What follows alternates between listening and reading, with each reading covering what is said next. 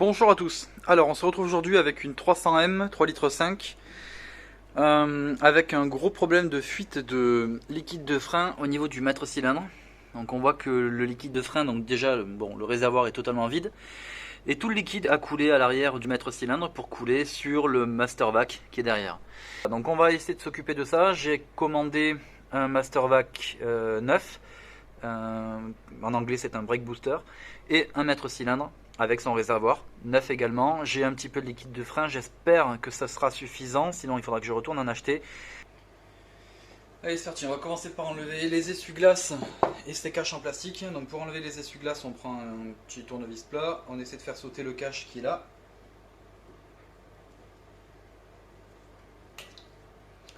Normalement on devrait retrouver des petites marques à ce niveau là pour faire un repère en fait entre l'axe du moteur et le bras. Donc je vais juste faire un point supplémentaire à l'intérieur ici pour que ce soit un peu plus visible. Un coup blanco. Donc là, cet axe là est bien visible. Et là, hop, juste ici.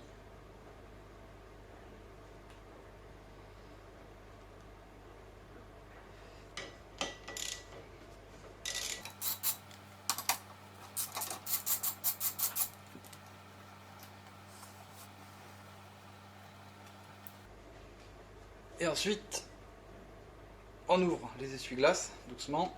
Et hop là.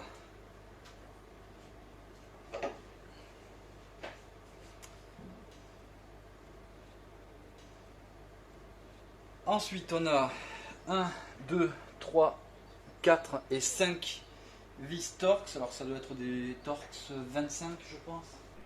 La première vis côté conducteur, l'axe de l'essuie-glace conducteur, deuxième vis, l'axe côté passager, première vis passager, deuxième vis passager et la troisième vis tout au bout. Concernant les 5 vis vers l'arrière, on voit que les 3 du centre sont plus longues et les 2 les plus excentrées sont les plus courtes. On continue ensuite avec les vis qui sont sous le capot. Donc on en a une ici, une autre là, là et là.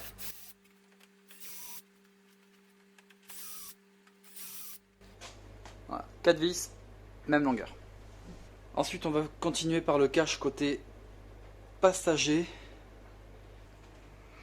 À ce niveau là il n'y a rien qui retient le cache, ce qui fait que là sur le côté, voilà, je peux soulever là sans problème. Par contre ici on a un genre de clip, voilà, qui vient se clipser en fait là sous l'aile. Donc il faut le prendre légèrement en biais, le lever, voilà, tac, et on finit par le décrocher. Même truc ici.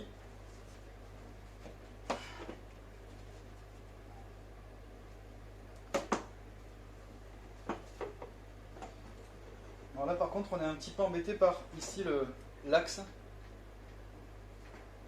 Je sais pas si on le voit là.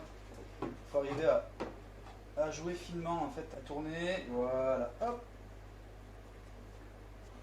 Attention, si vous passez un coup d'aspirateur, n'aspirez pas ces cales. Elles servent à caler le pare-brise lors du montage.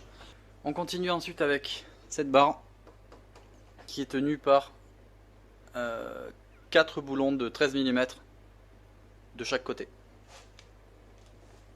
Et j'ai oublié le 9e boulon ici.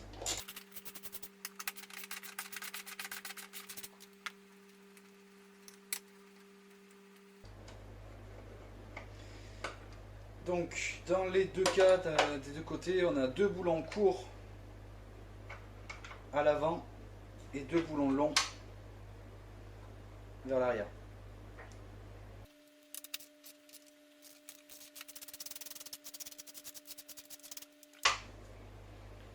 Et celui-là, on ne peut pas le confondre avec les 8 autres.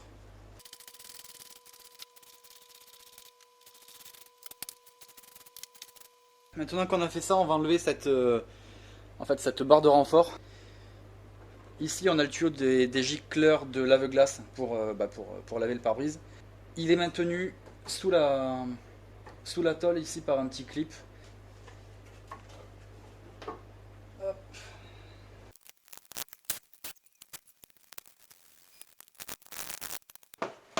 Parfait, ensuite on fait gaffe, il y a un câble électrique qui est dessous. Le connecteur électrique est difficilement accessible vu d'ici, mais on peut facilement le déconnecter après avoir retiré le mécanisme en le basculant vers l'avant tout simplement, on a accès au connecteur. Par contre, pour la dépose du mécanisme, on se heurte vraiment au manque d'espace. On peut réussir à le sortir en fait en le poussant vers la gauche puis vers la droite, en essayant de le tourner, on finit par y arriver. Voilà. En tirant ce câble, c'est déclipsé ici de la durite de direction assistée sur lequel il est fixé. On va continuer avec le capteur ici. Bon, il doit être juste clipsé. Voilà.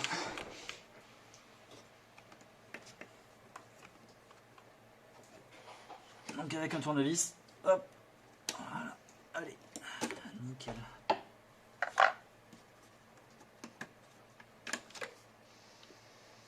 Voilà, donc ça c'est le câble d'accélérateur, comme ça il nous embêtera plus. Oula, alors ça c'est pas normal.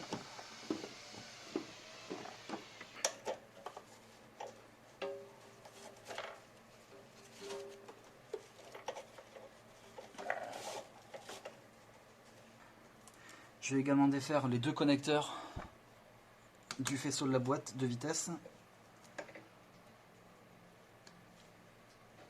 Donc on a de chaque côté on a un clip rouge à faire sauter.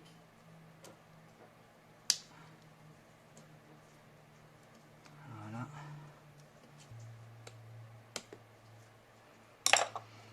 Voilà. Et maintenant qu'on a défait ça, ces deux clips rouges, on peut ouvrir, enfin déconnecter les deux faisceaux.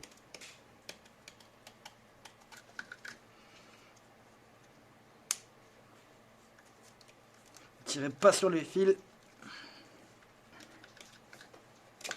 Voilà. Pour déconnecter cette durite, je vais commencer par ici, ce sera le côté le plus facile. J'utilise cette pince pas pour tirer la durite, mais simplement pour la décoincer. Là.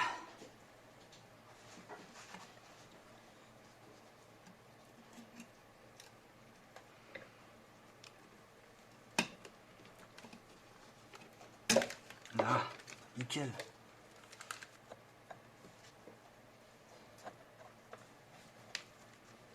Voilà, nickel.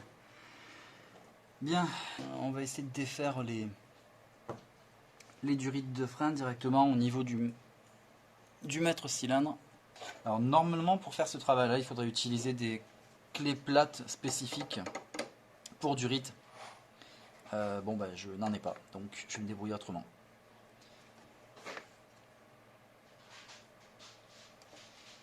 Bon, ça va.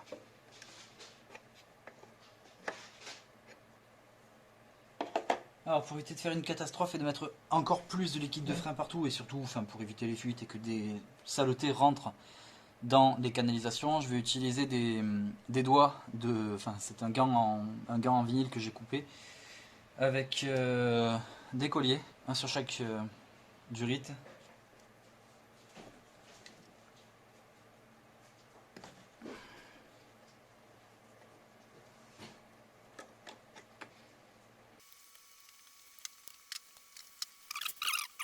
Ce support, on va devoir le transférer normalement de l'un vers l'autre, donc il va rester ici pour l'instant. Il est très bien où il est. Je m'occuperai de ça après, une fois au sol.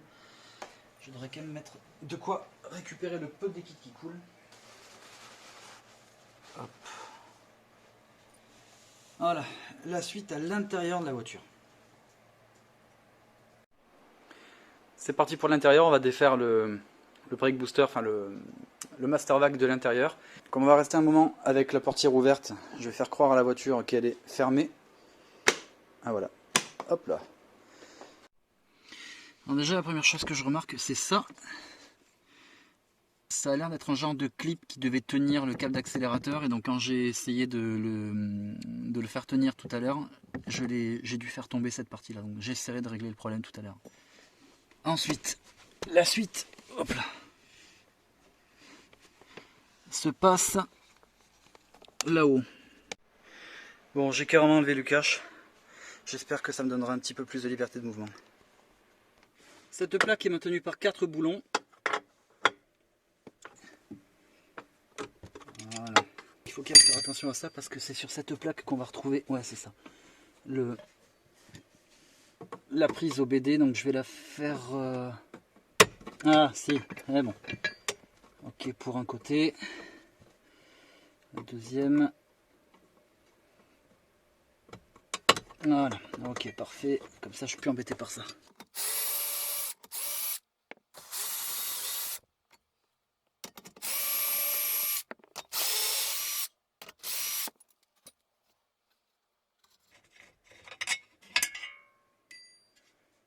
Alors je peux peut-être enlever le tuyau de clim.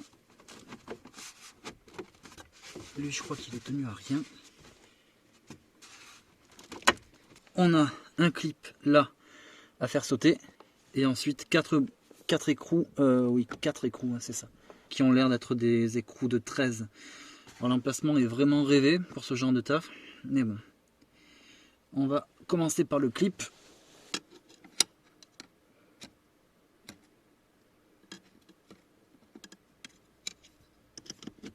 Ah, ça y est.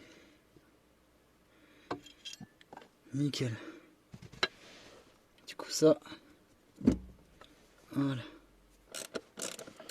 Là, pour le serrage au couple, il faudra repasser parce que voilà l'accès. Le manque de place à cet endroit est vraiment gênant. Les goujons qui sortent du Mastervac imposent vraiment l'utilisation de douilles longues, mais le manque de place rend leur utilisation vraiment compliquée.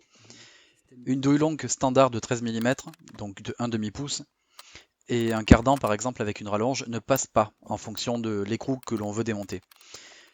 Peut-être qu'une douille en 1/4 de pouce marcherait mieux, je ne sais pas, je n'en avais pas. Sinon, il faut faire preuve d'ingéniosité, une clé à pipe par exemple avec un tournevis pour avoir plus de force, ou alors carrément se fabriquer des outils comme j'ai fini par le faire. Donc le plus chiant en fait ça va être celui-là. Parce que là, j'ai ça mais alors en plein milieu. Qu'est-ce que c'est qui est tombé? Je me demande si c'était pas au niveau là de la colonne de direction, mais si c'est ça, c'est... Ah putain, recule le siège.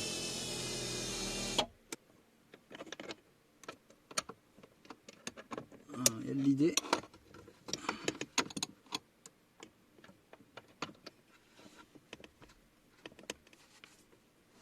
Oui, j'y suis. Voici l'outil que je me suis finalement fabriqué pour ce 4e écrou.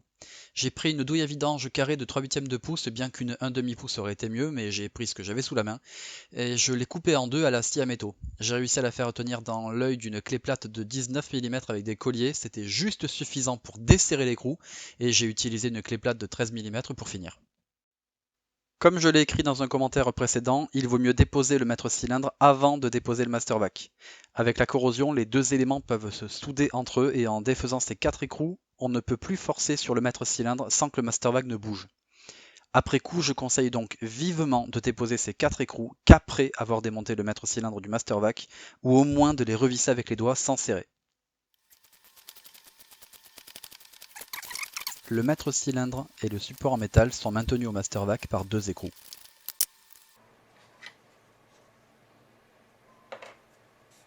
Ok, donc maintenant,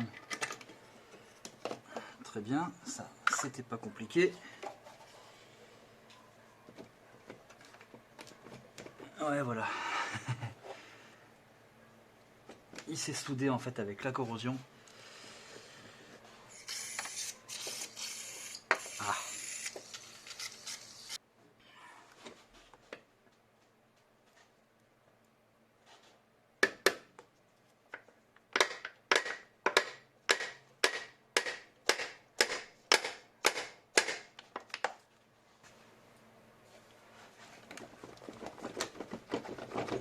Ah voilà. Ah.